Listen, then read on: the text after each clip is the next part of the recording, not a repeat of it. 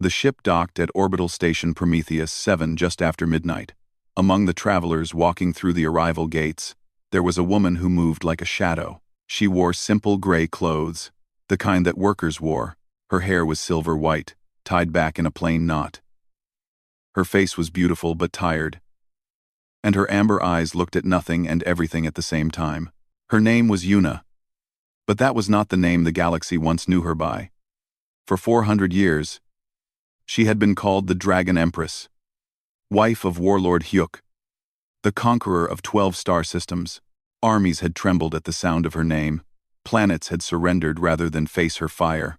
But that was before the war ended, before her husband died in the final battle, before the empire they built together broke into pieces like glass dropped on stone. Now she was just Yuna, a widow, a wanderer, a woman with nowhere to go and no reason to go anywhere. She had chosen this station carefully. Prometheus 7 was a neutral trading hub, built in the years after the peace treaty between dragons and humans. It floated in empty space, belonging to no one. Humans and dragons and dozens of other species lived here together, buying and selling and trying to forget the war. The lower levels of the station were where the humans lived. The rooms were small and cheap. The corridors were narrow and smelled of recycled air. No dragon noble would ever come here. That was exactly why Yuna chose it. She rented a tiny room from an old human woman who asked no questions. The room had a bed, a small window that looked out at the stars, and nothing else. Yuna sat on the bed and stared at the wall for a long time. 5 years. It had been 5 years since Hyuk died. 5 years since she held his broken body on that battlefield, screaming until her throat bled. 5 years since she watched them burn his remains according to the old traditions, sending his ashes into the heart of a star. She had not cried since that day. She had not felt anything since that day. She moved through the universe like a ghost, eating only because her body demanded it, sleeping only when exhaustion forced her eyes closed. The Drakon Empire had fallen into civil war after Hyuk's death. Different warlords fought for the throne. They had wanted Yuna to choose a side, to give her support to one faction or another. Her name still carried power. Her presence would have meant something, but she could not make herself care. Let them fight. Let them burn each other. Let the whole empire turn to ash. What did it matter? What did anything matter? So she had left. She had taken a small ship and flown away from everything she knew. She had wandered from station to station, planet to planet, for 3 years, and now she was here, in the human quarter of a forgotten trading post, hoping that no one would ever find her again. On her first night, she could not sleep. The silence of the room pressed against her like a weight. So she walked. The station was quiet at this hour. Most people were sleeping. Yuna wandered through empty corridors until she found an observation deck on the edge of the human quarter. It was a small room with large windows that looked out at the stars. She stood at the window and stared into the blackness. Somewhere out there, in a star she could not see from here, her husband's ashes floated forever. She wondered if any part of him still existed. She wondered if he was at peace. She wondered if she would ever see him again, in whatever came after death. Tears began to fall down her cheeks. She did not make a sound. She had learned long ago to cry in silence. Empresses did not weep where others could hear. She did not know how long she stood there. An hour, maybe more. The tears stopped eventually, leaving her feeling hollow and exhausted. Then she heard footsteps behind her. She turned quickly, her body tensing. Even after 5 years of peace, her instincts were still sharp. Her eyes began to glow faintly amber, and she felt scales ripple just beneath her skin. But it was only a young human man pushing a cleaning cart. He wore a simple blue uniform with the station's symbol on the chest. He was perhaps 24 or 25 years old, with messy black hair and a gentle face. He stopped when he saw her, looking surprised. "Sorry," he said. "I did not know anyone was here. I can come back later." Yuna forced herself to relax. She blinked, and her eyes returned to normal. "No," she said. "Stay. I should not be here so late anyway." The young man hesitated, then nodded. He began his work, moving quietly around the room. He cleaned the windows, wiped down the benches, collected small pieces of trash. He worked carefully and thoroughly, taking pride in his simple task. Yuna watched him without meaning to. There was something calming about his movements, something peaceful about the way he did his work without rushing. Without complaining, she realized that her face was still wet with tears. She wiped her cheeks quickly, embarrassed. The young man finished his work. He put his supplies back in his cart and prepared to leave. But then he stopped. He looked at Yuna for a long moment, his expression thoughtful. Without saying a word, he reached into his cart and pulled out a small thermos. He poured hot liquid into a cup and walked over to where she stood. He placed the cup on the window ledge beside her. "Tea," he said simply. "It helps." Then he turned and walked away, pushing his cart through the door and disappearing into the corridor. Yuna stared at the cup. Steam rose from the surface in gentle curls. She could smell something sweet and warm. For a long moment, she did not move. She could not remember the last time someone had given her something without wanting something in return. In her world, every gift came with expectations. Every kindness had a price. But this young man had given her tea simply because she was crying. He had not asked who she was. He had not tried to start a conversation. He had not looked at her with fear or desire or calculation. He had just seen a sad woman alone in the dark, and he had offered her warmth. Yuna picked up the cup. The heat felt good against her cold fingers. She took a small sip. The tea was simple and cheap, nothing like the expensive drinks she had known in her palace, but it was warm and sweet and given freely.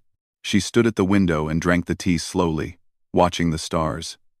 And for the first time in 5 years, she felt something other than grief.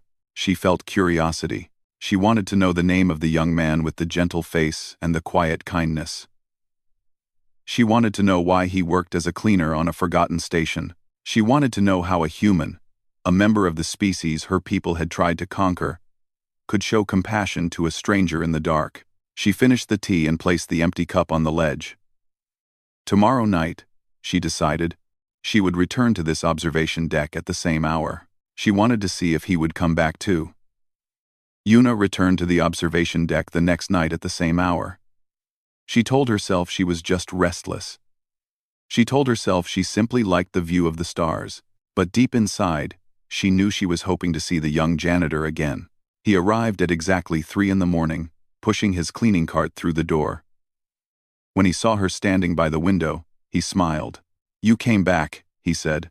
"So did you," she replied. He began his work, and she watched the stars. The silence between them was comfortable, not awkward. When he finished cleaning, he poured tea from his thermos into 2 cups.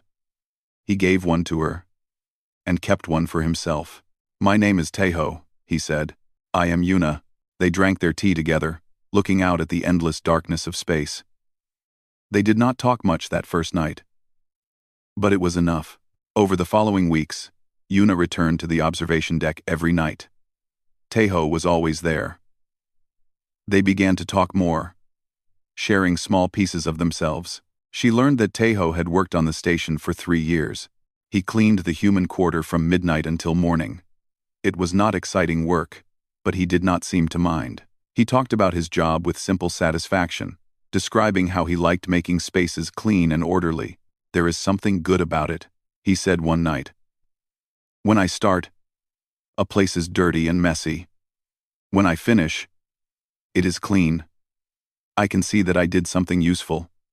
I made a small part of the universe a little better." Yuna found this idea strange and fascinating. In her world, people valued conquest and power and glory. No dragon would ever speak with pride about cleaning floors. But Tejo was not ashamed. He found meaning in his humble work. She was careful about what she told him. She said she was a traveler, passing through the station. She said she had lost someone important and was trying to find her way forward. All of this was true, even if it was not the whole truth. Tejo did not push for more information. He seemed to understand that everyone carried secrets, And he respected her privacy. One night, she asked him where he came from. His face grew serious. "I was born on a colony called New Busan," he said. "It was a farming world, simple and quiet. My parents grew vegetables in greenhouses." "Was?" Yuna asked, noting the past tense. Taeho looked out at the stars. "During the war, a Drakon warship came to our system. They said we were supplying food to the human military. Maybe we were. I was only a child. I did not understand politics." He paused, his hands tightening around his cup. "They bombed the colony from orbit. The greenhouses, the homes, everything. My parents put me on an evacuation shuttle. They stayed behind to help others escape. The shuttle was the last one to leave. I watched through the window as the bombs fell." Yuna felt her heart grow cold. She knew about the bombing of New Busan. She remembered the report that came to her husband's war table. 300,000 civilians dead. A successful operation, the generals had called it. She had not objected. She had not questioned. She had simply nodded and moved on to the next report. "I am sorry," she whispered. The words felt weak and useless. Taeho shrugged. "It was a long time ago. I spent years in refugee camps after that. Then I found work on trading ships. Then I came here." He took a sip of his tea. "I survived. Many did not. I try to remember that. I talking one. Yuna did not know what to say. This young man had lost everything because of her people. His parents had burned because of a war she helped wage. He had every reason to hate dragons, to hate her. "Do you?" she began carefully. "Do you hate them? The dragons?" Taeho thought about this for a long moment. "I did," he said finally. "For many years, I did. The hate was like fire inside me. It burned all the time. It kept me warm. In a way, it gave me something to hold on to. What changed? I got tired." He smiled sadly. "Hate is heavy. Carrying it takes so much energy. One day I realized that the dragons who killed my parents did not care about my hate. They probably did not even remember what they did. My hate was not hurting them, it was only hurting me." He finished his tea and set down the cup. "So I put it down. I decided to stop carrying it. It was not easy. Some days I still feel angry. But mostly, I try to focus on building things instead of burning them. There are enough people in the universe who want to destroy. I want to be someone who creates." Yuna stared at him. In all her 800 years, she had never heard anyone speak like this. Her husband would have called Taeho weak. The dragon lords would have laughed at his philosophy. But sitting here in this small observation deck, looking at this young human with his gentle eyes and his quiet strength, Yuna thought that maybe he was the bravest person she had ever met. It took more courage to forgive than to fight. It took more strength to build than to destroy. A few nights later, something happened that proved her right. Yuna was walking through a corridor near the observation deck when a large man stepped in front of her. He was a merchant, dressed in expensive clothes, and he smelled of alcohol. His eyes moved over her body in a way that made her skin crawl. "Hello, beautiful," he said, his words slurred. "Are you lost? I can help you find somewhere warm to sleep tonight." Yuna felt her dragon instincts wake up. Heat gathered in her chest. Her eyes wanted to glow. It would be so easy to show this fool what she truly was. One flash of her true form and he would run screaming, but she forced herself to stay calm. She could not reveal herself. "Not here. Not for something like this. Leave me alone," she said coldly. The merchant laughed and grabbed her arm. "Do not be like that. I am being friendly." Before Yuna could react, someone stepped between them. It was Taeho. He looked small compared to the merchant. He had no weapons. His hands were still damp from cleaning. But he stood firm, his body blocking the merchant from reaching Yuna. "She asked you to leave her alone," Taeho said. His voice was calm but firm. The merchant stared at him in disbelief. "Who are you? The janitor?" He laughed. Get out of my way before I break your face. Taeho did not move. The security office is 2 corridors away. If you do not leave now, I will call them. For a long moment, the merchant glared at him. Yuna could see the calculation in his eyes. Was it worth the trouble? Finally, the merchant spat on the floor and walked away, muttering curses. Taeho turned to Yuna. Are you okay? She looked at him closely. His hands were shaking. His face was pale. He had been terrified. But he had done it anyway. You were scared, she said. Yes, he admitted. Very scared. But you still stood in front of me. Taeho smiled weakly. I could not just watch and do nothing. That is not who I want to be. Yuna felt something shift inside her chest. It was a feeling she had not experienced in a very long time. It took her a moment to recognize it. It was admiration. This young man, this human janitor with his mop and his thermos of cheap tea, had just shown her more true courage than she had seen in centuries of war. Not the courage of the battlefield, where warriors fought for glory and power, but the courage of the heart. The courage to be afraid and act anyway. The courage to protect a stranger simply because it was right. Thank you, she said softly. Taeho nodded. Then he picked up his cleaning cart and walked away to continue his work. Yuna watched him go. And she realized, with something like wonder, that she was beginning to feel alive again. 2 months passed on Prometheus 7. Yuna fell into a routine. She slept during the day, walked the station in the evening, and spent her nights on the observation deck with Taeho. They talked about everything and nothing. They shared stories and silences. Slowly, carefully, they became friends. Yuna had never had a friend before. Not really. She had allies and servants and subjects. She had her husband, who was her partner in war and in bed. But she had never known someone who simply enjoyed her company, who asked nothing from her except her presence. It was strange and wonderful. She found herself looking forward to each night. She found herself smiling when she heard his footsteps in the corridor. She found herself feeling things she thought had died with her husband, but she could not forget what she was hiding. Every night, she wore her disguise carefully. She kept her eyes from glowing. She kept her emotions controlled. She never showed any hint of the dragon within her. If Taeho knew the truth, everything would change. He would see her as a monster. He would remember that her people killed his parents. The friendship they had built would burn to ash. So she kept her secret and hoped it would stay buried forever.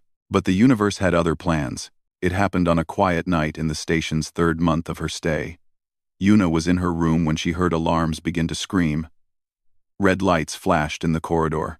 A voice came over the speakers, cold and mechanical. Warning: reactor malfunction in Section 7. All personnel evacuate immediately. Warning: Section 7 was in the lower levels, the human quarter. Where Taeho worked, Yuna ran. She pushed through crowds of panicking people, moving faster than any human should. She did not care if anyone noticed. She did not care about her disguise. She only cared about reaching Section 7. The corridors grew hotter as she got closer. Smoke filled the air. Emergency doors had sealed, trapping the reactor section behind thick metal walls. Station workers stood outside, shouting and trying to override the locks. There are people still inside, someone yelled. The emergency doors closed too fast. Yuna pushed to the front of the crowd. Who is trapped? A woman in a maintenance uniform looked at her with desperate eyes. 5 workers. They were doing repairs when the reactor started overheating. The doors sealed automatically. How long until rescue teams arrive? 20 minutes at least. But the radiation levels inside are rising. They might not have 20 minutes. Yuna stared at the sealed door. It was made of reinforced steel, designed to contain reactor breaches. No human could break through it. No tool on this level could cut it fast enough. But she could. She thought of Taeho. She thought of his gentle smile and his cheap tea and his quiet courage. She thought of him trapped behind that door, slowly dying while she stood outside doing nothing. She had spent 5 years doing nothing. 5 years letting her husband's death destroy her. 5 years hiding from the universe and herself. Not anymore. Everyone move back, she said. The workers stared at her in confusion. What? Lady, you cannot. Move back, now. Something in her voice made them obey. They stumbled away from the door, creating a clear space around her. Yuna took a deep breath. She let go of the control she had held for 2 months. She let go of the disguise she had worn for years. Her eyes began to glow bright amber. Her skin shimmered as scales rippled just beneath the surface. Heat gathered in her hands. Ancient fire that had burned for 8 centuries. She placed her palms against the steel door. And she pushed. The metal screamed. It bent inward, glowing red under her touch. Her fingers dug into the steel like it was soft clay. She pulled, tearing a hole in the door wide enough for a person to pass through. Smoke and heat poured out of the gap. Yuna stepped through without hesitation. The reactor chamber was chaos. Flames climbed the walls, sparks showered from broken machines. 5 workers huddled in a corner, coughing and crying. One of them was Taeho. He looked up and saw her. His eyes went wide. Yuna did not stop to explain. She grabbed 2 workers, one under each arm, and carried them to the hole in the door.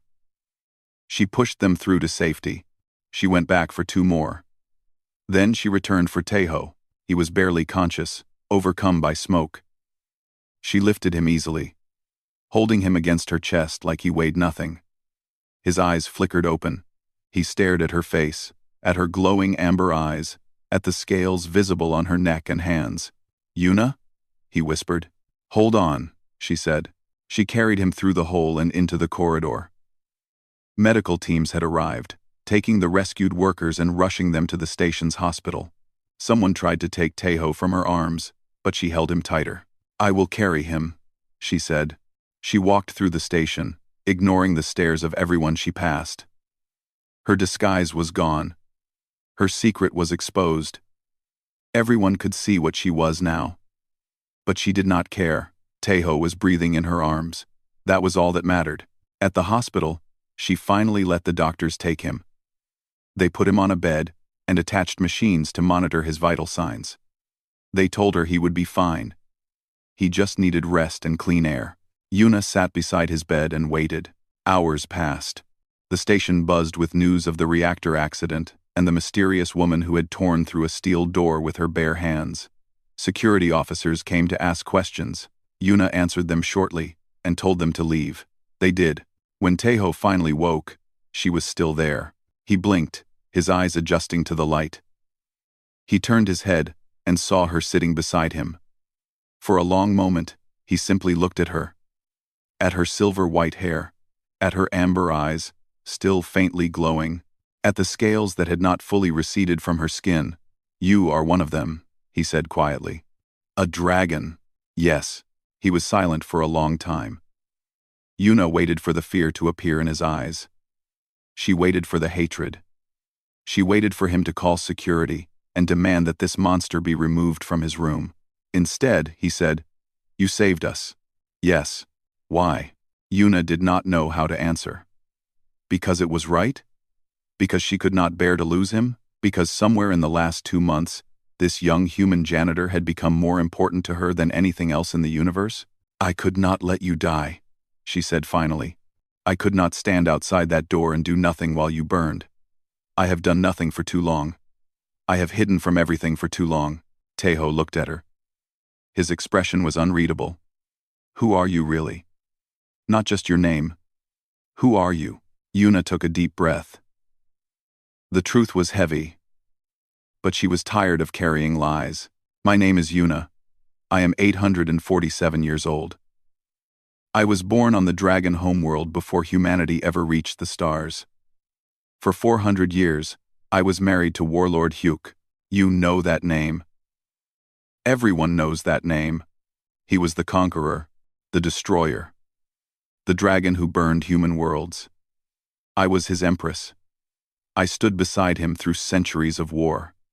I watched his armies kill and conquer. And I said nothing against it. She met his eyes. Your colony. New Busan. I was there when the order was given to bomb it. I did not give the order. But I did not stop it. I could have spoken. I could have objected. But I stayed silent. And your parents died because of that silence. Tears rolled down her cheeks. She did not try to hide them. I am the monster from your nightmares. I am everything you have reason to hate. If you want me to leave, I will leave. If you want me to turn myself over to human authorities, I will do it. Whatever you want, I will give you. I owe you that much. I owe your people that much. She waited for his judgment. Teho was quiet for a long time. Then he reached out and took her hand. His fingers were warm and gentle against her scaled skin. That is who you were, he said softly. Who are you now? Yuna stared at him.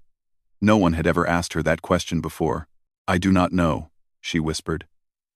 I do not know who I am anymore. Teho squeezed her hand. Then stay, he said. Stay and find out. After the hospital released Teho, they returned to their old routine. But everything was different now. The secret between them was gone. When they met on the observation deck, they spoke freely, holding nothing back. Teho wanted to know everything. Not because he wanted to judge her, but because he wanted to understand. So Yuna told him her story. Piece by piece. Night after night, she told him about her childhood on the Dragon homeworld. A planet of fire and mountains and ancient traditions.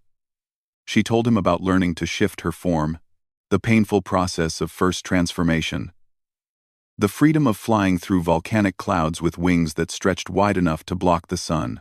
She told him about her marriage to Hyuk. It was arranged, as all noble marriages were. She was young, barely 200 years old.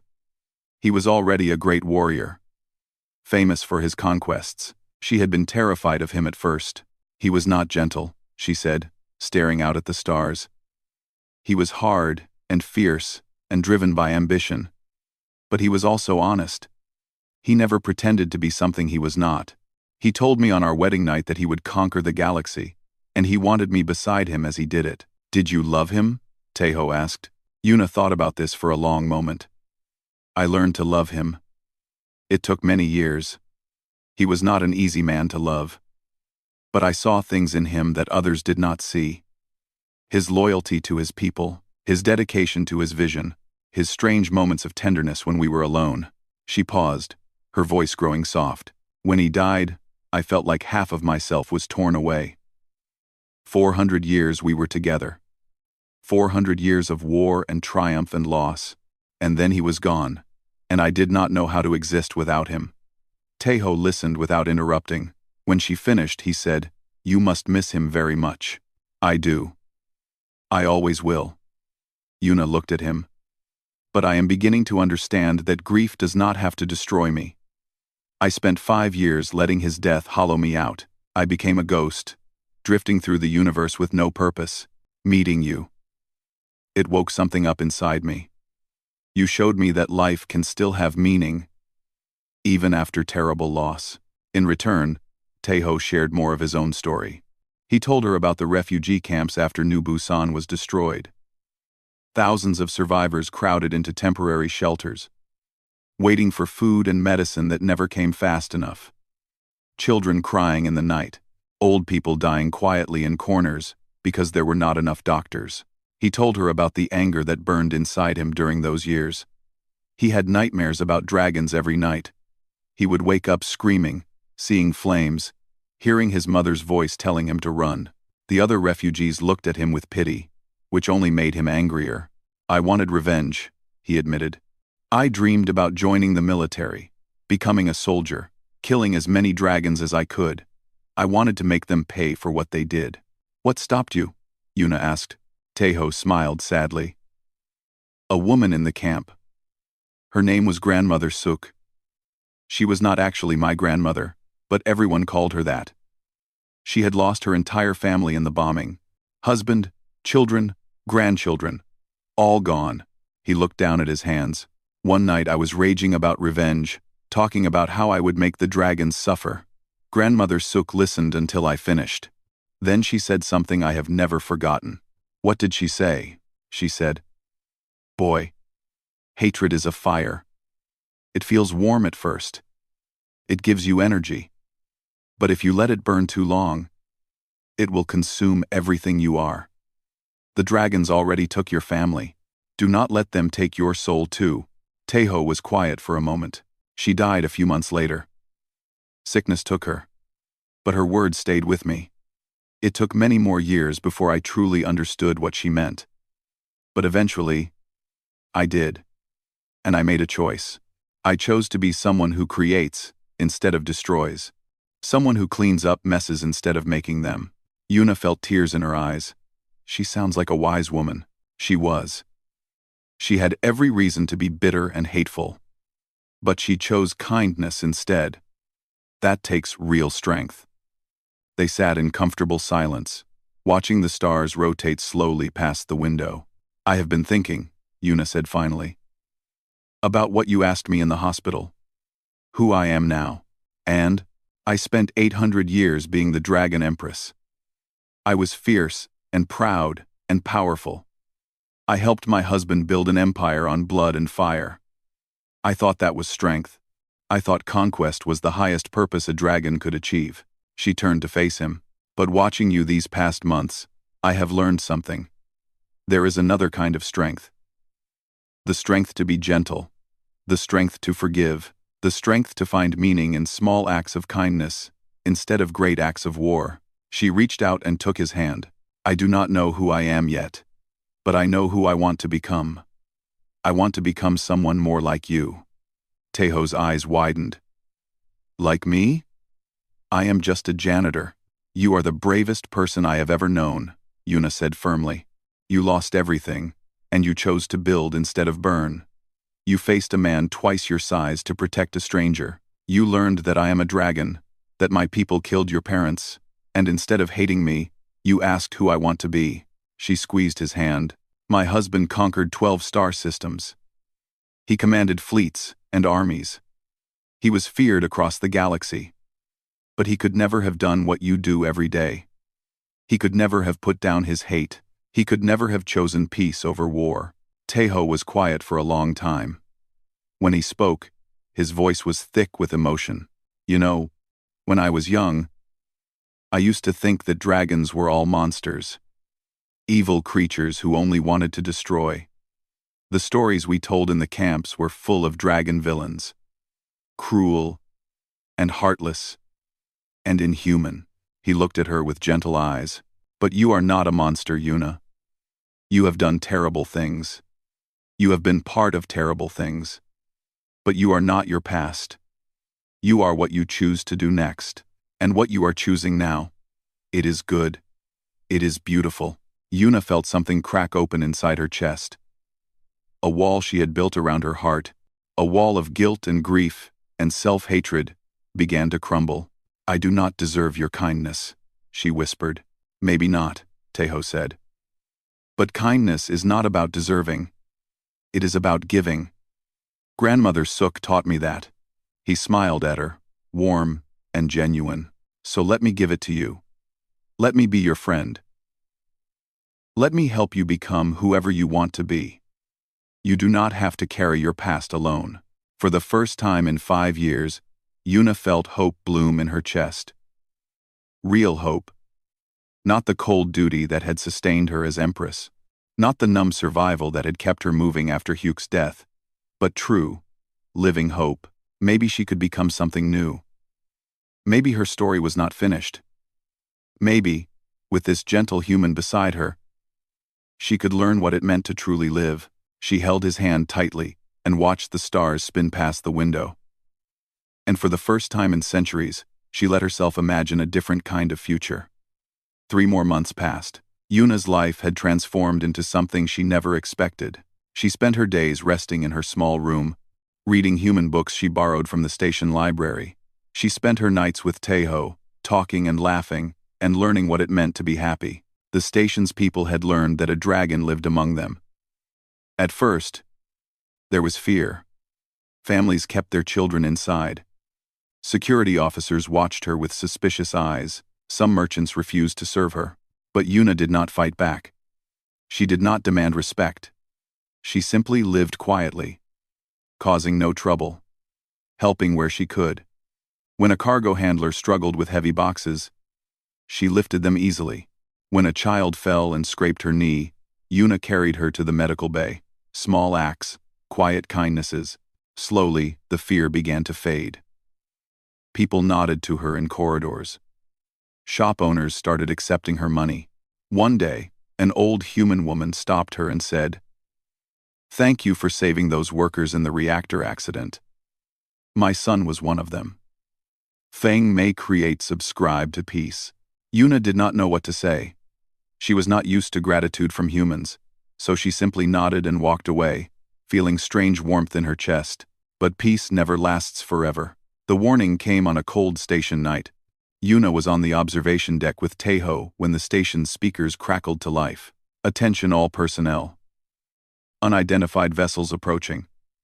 All civilians please remain calm and stay in your quarters." Taeho frowned. "That is strange. Prometheus 7 is a neutral station. Who would approach without permission?" Yuna felt a cold knot form in her stomach. She had a terrible feeling she knew exactly who was coming. She walked to the window and looked out at the stars. In the distance, she could see lights moving against the blackness. Ships. Many ships. And they were not human designs. Dragon warships. She recognized the shapes instantly. The curved hulls, the heat-resistant armor, the weapon ports glowing with readiness. A small fleet, perhaps a dozen vessels, moving toward the station in perfect formation. "We need to go," she said. "Now." "What?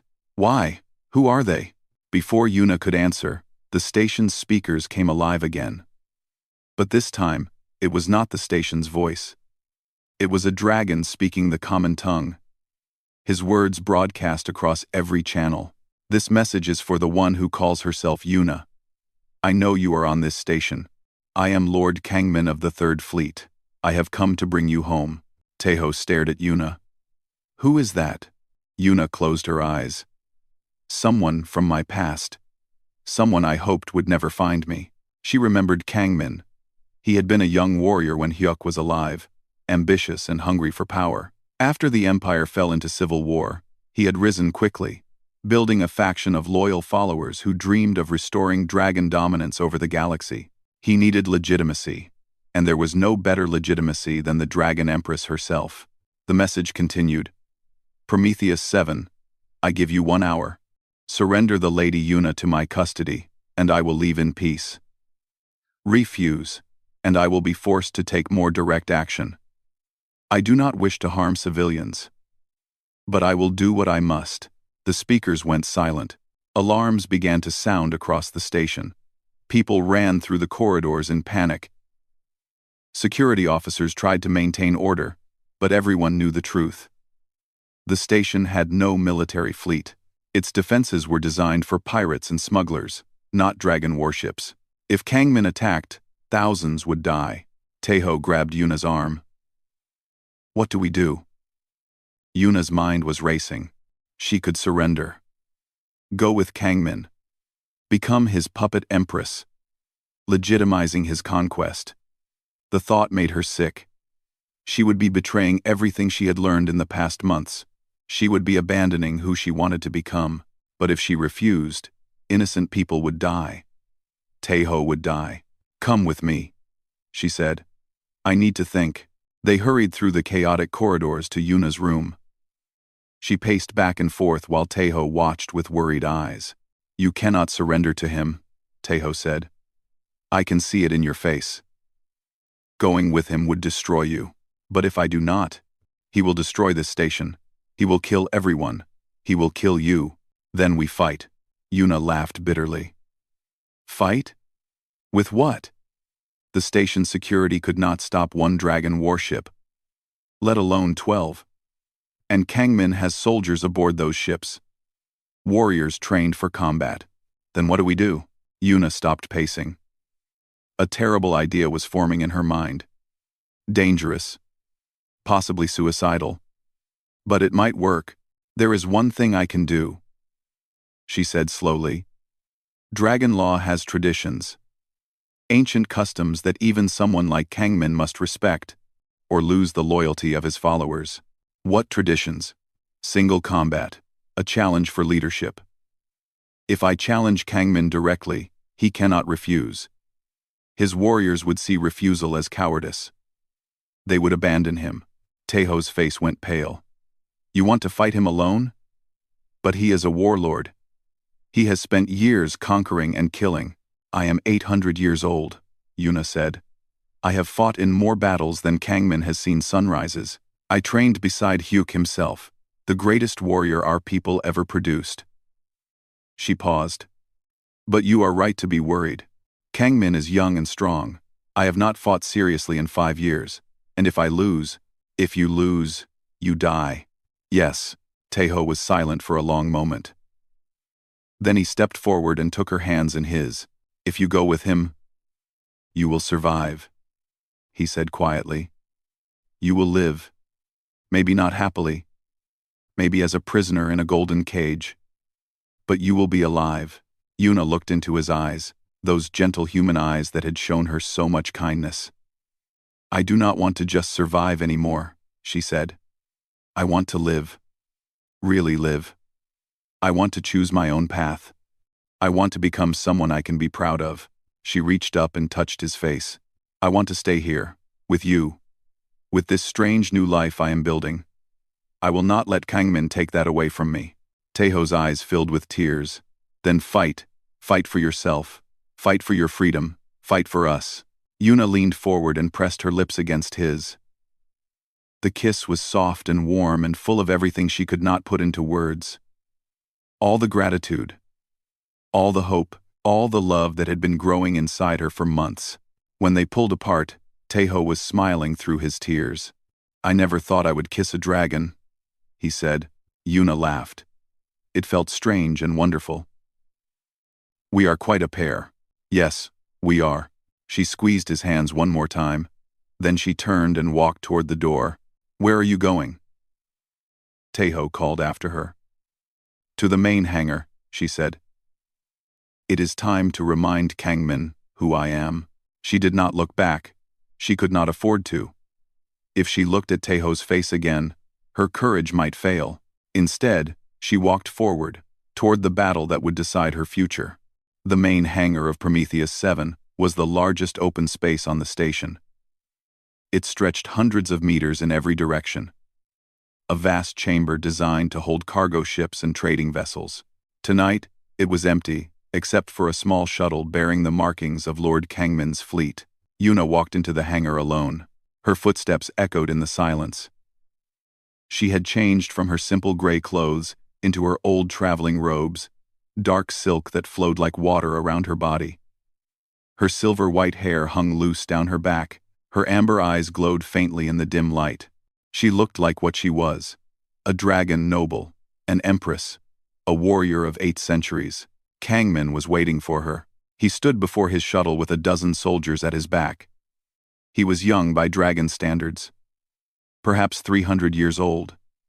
His scales, visible on his neck and hands, were deep red like fresh blood. His eyes burned with ambition and hunger. Lady Yuna, he said, bowing with false respect. You honor me with your presence. I was worried you would make us come and find you. I do not hide from children playing at war, Yuna replied coldly.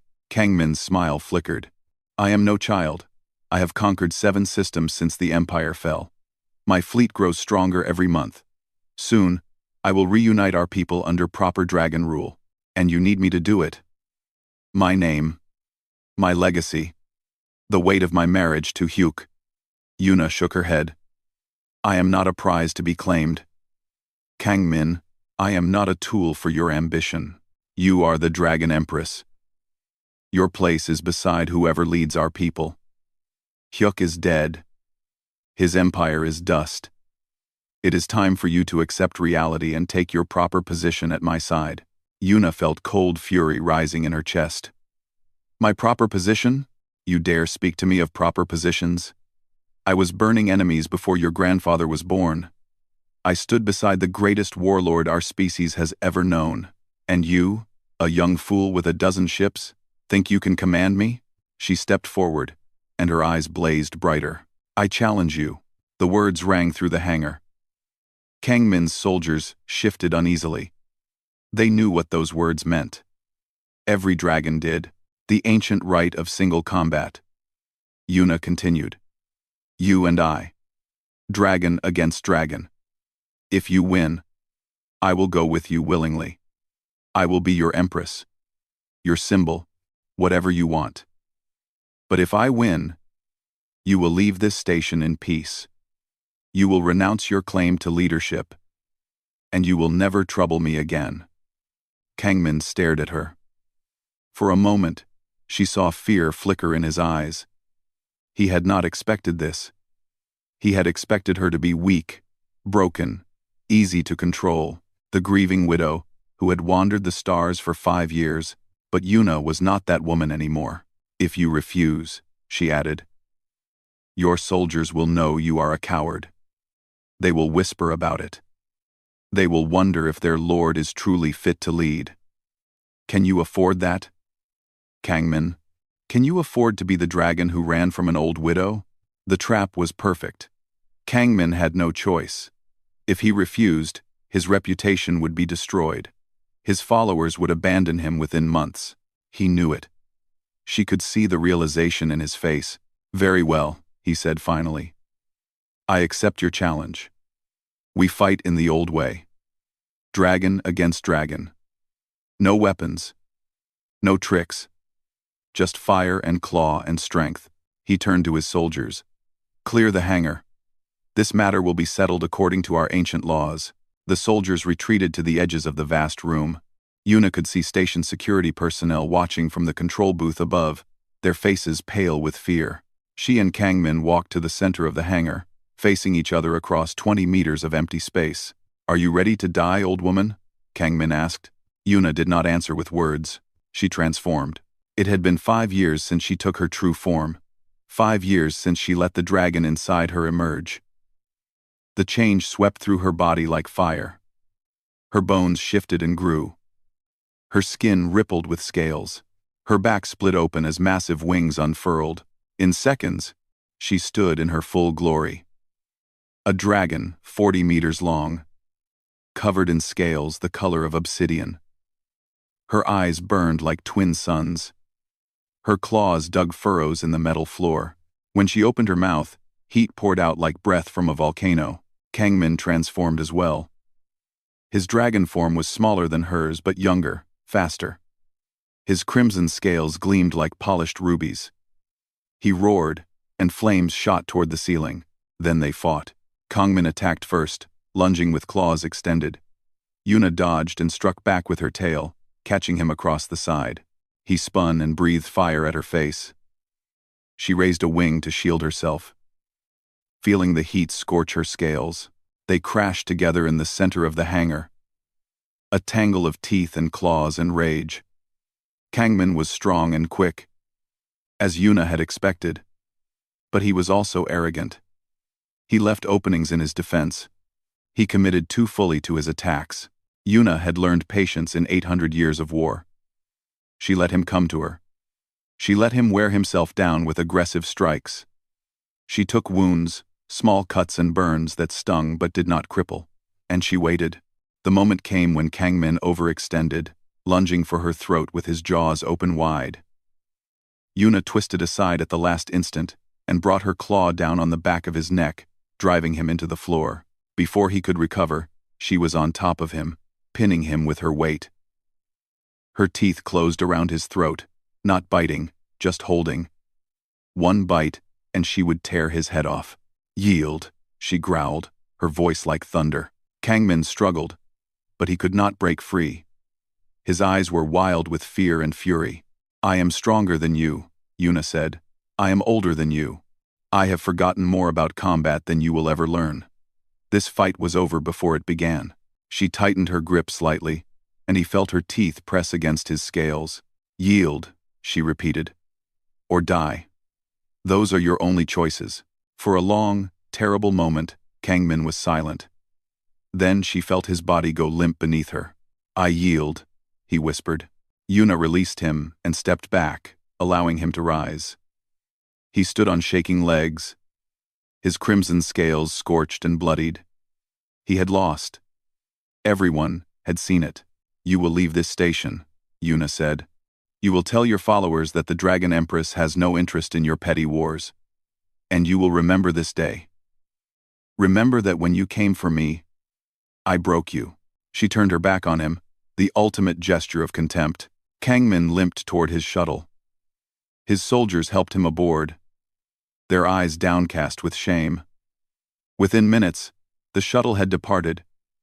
Returning to the waiting fleet, Yuna stood in the hangar and watched through the massive windows as the Dragon warships turned and flew away, disappearing into the darkness of space. She transformed back into her human form. The change was exhausting. Every wound she had taken screamed with fresh pain. She could barely stand. Then she heard footsteps running toward her. Taeho appeared from the shadows, his face white with terror and relief. He ran to her and caught her as her legs gave out, lowering her gently to the floor. "You did it," he said, his voice cracking. "You won." Prominent. Yuna looked up at him. Blood was running from a cut on her forehead. Her body ached in 100 places. But she was smiling. "I am free," she whispered. "For the first time in my life, I am truly free." Then she closed her eyes and let the exhaustion take her, safe in his arms. The story of what happened spread across the galaxy. The Dragon Empress who defeated a warlord and then simply walked away. The widow who chose a quiet life on a human station instead of power and glory. Some dragons called her weak. Others called her wise. Most simply did not understand. Yuna did not care what they thought. She had used some of her hidden wealth to buy a small shop in the human quarter. It was a repair shop. Nothing special. People brought her broken machines, damaged electronics, things that had stopped working. She fixed them. It was humble work, simple work, the kind of work Taeho had taught her to value. She learned quickly. Her dragon hands, which had once torn through steel doors, now held tiny tools with delicate precision. She found satisfaction in taking something broken and making it whole again. Each repaired device felt like a small victory against the entropy of the universe. Taeho still worked as a janitor. Yuna had offered to support him, to pay for any education or career change he wanted. He had refused. "I like my work," he told her. "I like making spaces clean. I like helping the station run smoothly. It is honest work. Important work. Why would I want to change that?" She had not argued. She understood now. Dignity did not come from the size of your job. It came from how you did it. They lived together in a small apartment near the observation deck. It had one bedroom, a tiny kitchen, and a window that looked out at the stars. Every morning, Yuna woke to the sound of Taeho making breakfast. Every night, they fell asleep holding each other. The apartment was nothing like the palace she had lived in for 4 centuries. There were no servants, no luxury, no displays of wealth and power. But it was home. More of a home than any palace had ever been. One evening, as they sat together watching the stars, Taeho noticed something strange. "Your hair," he said, reaching out to touch a strand. "There is white in it, more than before." Yuna smiled. "Yes, I know. But dragons do not age. Not like this. You should look the same for another 1,000 years. Normally, yes." Yuna took his hand and held it against her cheek. "But there is an ancient technique. A way for dragons to change our lifespan. We can slow our aging to nearly nothing, which most of us do. Or we can speed it up." "Oh, lower, AP people." Taeho's eyes widened. "Speed it up? Why would anyone do that?" "Because some things are more important than living forever." She turned to face him fully. "I have lived for 847 years. Most of those years were spent in war and conquest and grief. I was powerful and feared and lonely. Even with Hyuk beside me, I was lonely. We shared a purpose, but we never truly shared ourselves." She touched his face gently. "These past months with you have been the happiest of my life. I have learned more about peace and love and meaning than I learned in 8 centuries of existence. I do not want to watch you grow old and die while I stay the same. I do not want to lose you and then face another 1,000 years alone. Tears were rolling down Taeho's cheeks. Yuna. No. You cannot do this. You would be giving up centuries, hundreds of years of life. I do not want hundreds of years. She said. I want the years I can have with you. 50 years. 60. If we are lucky. I want to grow old beside you. I want white hair and wrinkles, and all the other things that humans experience. I want to be mortal. But, I have made my choice. She smiled, and there was no sadness in it, only peace. This is what I want. Please do not take that away from me. Taeho pulled her into his arms and held her tightly. His body shook with sobs.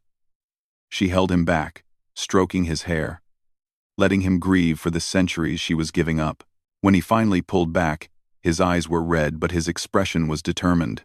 Then we will make every year count, he said. Every month. Every day. We will not waste a single moment. That is all I ask. They kissed, soft and slow and full of promise. Later that night, they walked to the observation deck together. It was 3 a.m, the hour they had first met. The stars sparkled outside the window, ancient light traveling across impossible distances. Yuna thought about her first husband. She would always love him. In a way.